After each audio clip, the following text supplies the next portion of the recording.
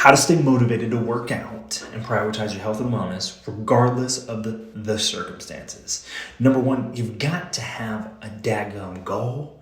Without a goal and without any understanding of where you're trying to go, what you're trying to do, how you're going to get there, there's no chance in hell that you're going to be able to achieve something in the long run. So number one would be, hey, you got to have a goal. And I would say that it needs to be attainable. It needs to be also something that you can track.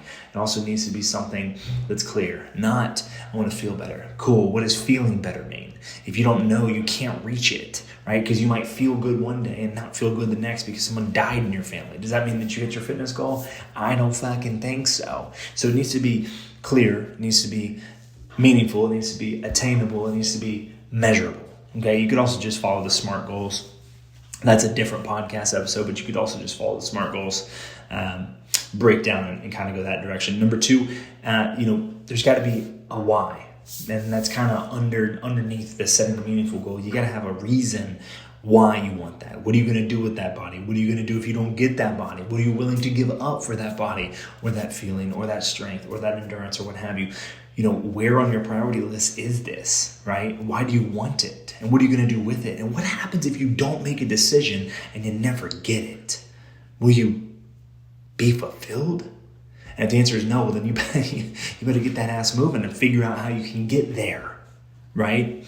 And number three here is we really want to be in a position where we have a like-minded group of people around us, okay? So this is support and accountability, okay? This is something that can look like expert accountability, right? A coach to a student, right? This can look like peer accountability, student and student, right? Or client and client and coach and client. And then also it can be one more layer down of then you having accountability because you're pouring into somebody else that you're further along in the journey than to also have that. I'd like to have the three layers. So someone up, someone side by side, someone below. And then on top of that, also, you got to be able to look in the mirror and say, like, am I on the path or am I not? And if you're not on the path, are you willing to be honest with yourself?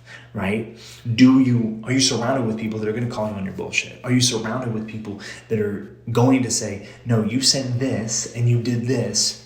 Why? What happened? What's going on? In BUD/S and in other things in the military, and I have not gone through any of it, but from what I've heard, all of that, you have a battle buddy, right? You have somebody else that you don't leave the side of. Why? Well, one, because of safety. But then number two, it's also because mentally, when you are in suffering together, when you are in pursuit of something together, when you are tracking towards a goal together, it's easier to do.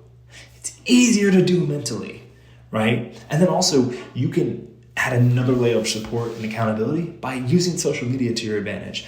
So the way to stay motivated is to just have an accountability check-in with your followers, whether that be 2 followers or 3 million on your story when you show up to the gym. Making sure that you increase the accountability across all fronts for you to do this, and you decrease the resistance to be able to hold yourself accountable. And an easy way to do that is to just blast it everywhere, right? Post your sweaty selfie in your team chat. Post a sweaty selfie in a group chat with your friends. Post a sweaty selfie on your story, on Instagram, what have you. Get yourself into a position where it is too easy to do the first step. It is too easy to show up to the gym. It is too easy to do the first push-up. But you have to have an environment that you've cultivated, right? That you've curated, that you brought up around you, or you plugged into somebody else's, where this is made easy to do as opposed to the other side. Because if you're out there in La La Land, you're out there in an island, you're out there in isolation, I can promise you this, it's way harder to work out. It's way harder to wake up on time. It's way harder to not snooze your alarm. It's way harder to stay and stick onto a diet or stick onto a nutrition plan or hit your steps day in, day out because no one's looking over your shoulder, right? It kind of goes back to, if you film yourself when you're working out, you'll work out harder because you have to even see yourself. Even if it never goes anywhere else, you have to see yourself. And so you push harder because you don't want to let yourself down. Same thing here. You got to have a supportive environment, right? And then we're looking at number 4. a little bit of novelty and a little bit of variety. Now, what does this mean? This doesn't mean that you go into the gym and you do something different every single day. I would not recommend that. What I would recommend is for any goals that you have 3 to 4 days of strength training, 2 if you can't manage 3, to get ample volume, to force adaptation of your body to grow, right, in the places that you're trying to grow, whether it be strength, hypertrophy, or what have you. Be intentional about that, but then mix up your outside of the gym activity. Go play basketball, go play soccer, go play rugby, throw the frisbee, go play disc golf, go golf yourself, go walk, strap on a rucksack, go hike. Like, change it up outside of the gym, because the gym is there to optimize you for the rest of life, not the other way around. Okay, unless you're a professional athlete or you're pursuing some big ass goal there, that's not the way that it goes. It goes the other way around. You want to use the gym to optimize your life, not optimize your life for the gym, okay?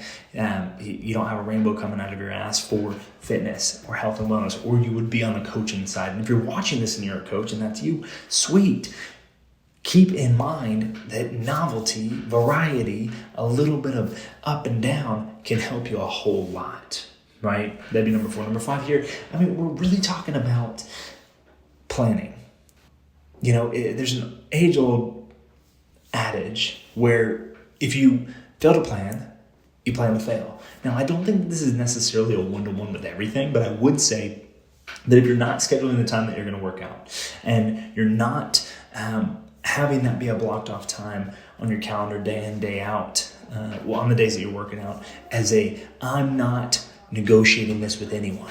Okay, I'm not negotiating this with my mom. I'm not negotiating this with my partner, with my wife, with my husband, with whatever. This is my time and I'm going to show up for myself. If you do not treat it as an optional, you will be able to stay on the path way easier. And it doesn't mean that you're going to be motivated, but it does mean that you're going to be implementing discipline and make it super easy for you to actually show up because it's already planned.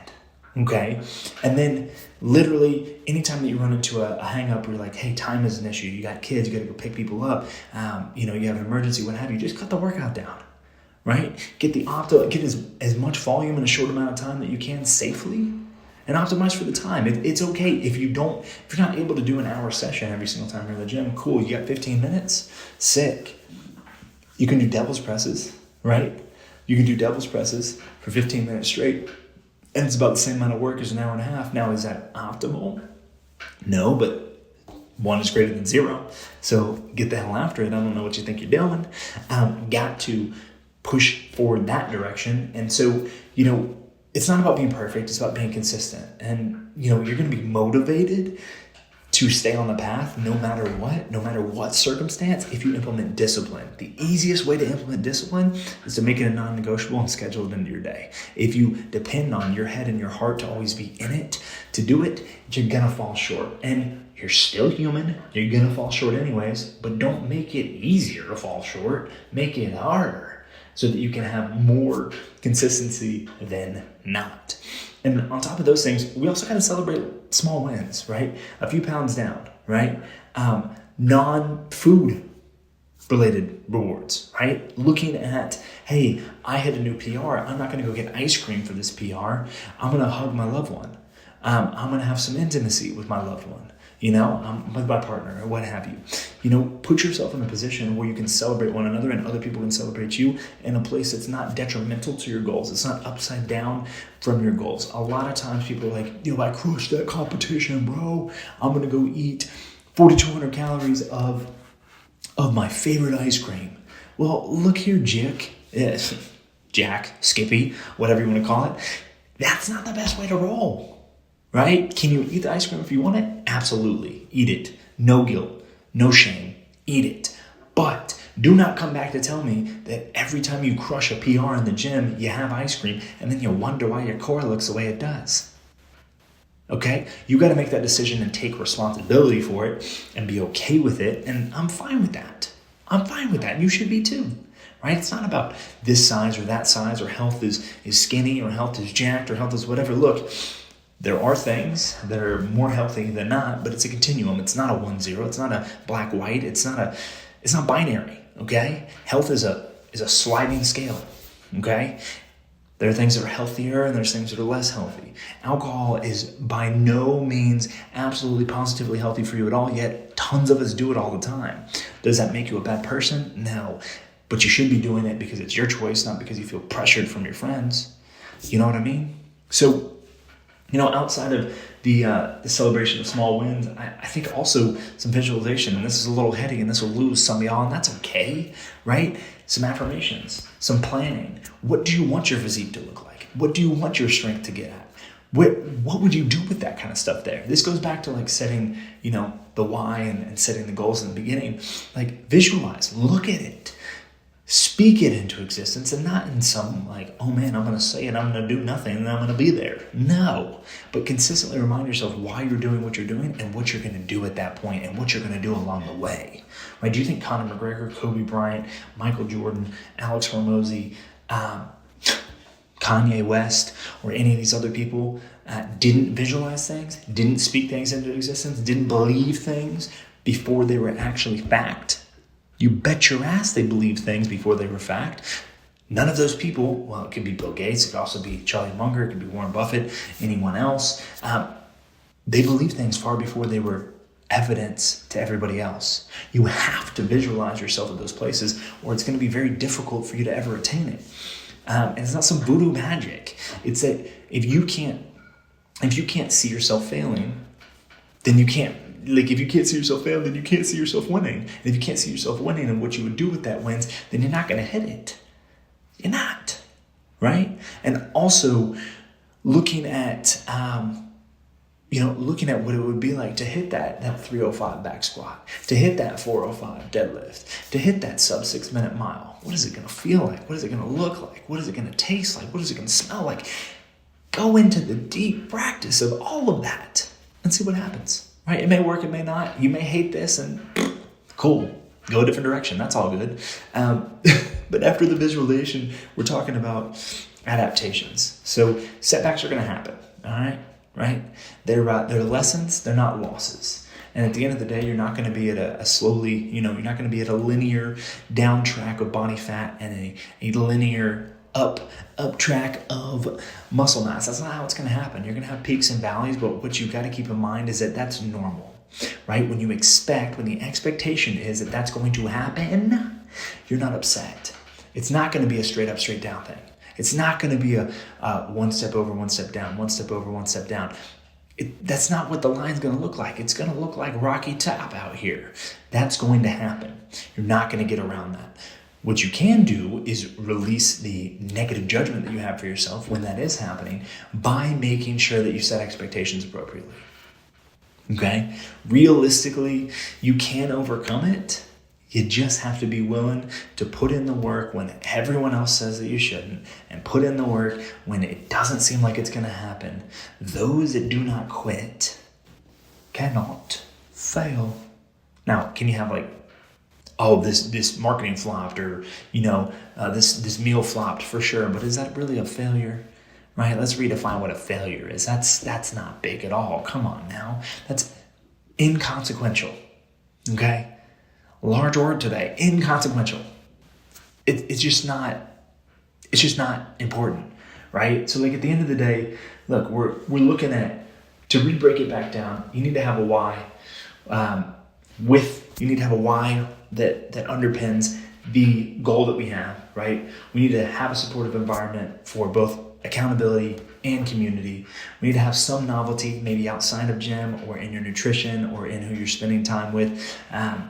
When you are eating or having community there, we need to also make sure that we plan, right? Make it too easy to do and make it hard to fail, right? Then outside of the planning, we want to celebrate non-food wins. We want to celebrate also not with alcohol and food. That's not really the best way to do that if you're trying to have sustainable lifestyle change there. And then also visualize, get into your head, be one of the greats. All of them do it. Right? And then on top of the visualization, we're talking about just adaptations. Expect the short lessons, the losses, the things to happen that you're going to have to overcome. And if you do all of that, I'm telling you right now, with all of that said, you can absolutely be motivated to work out and stay on your health and wellness journey regardless of the circumstances. You'll be easy.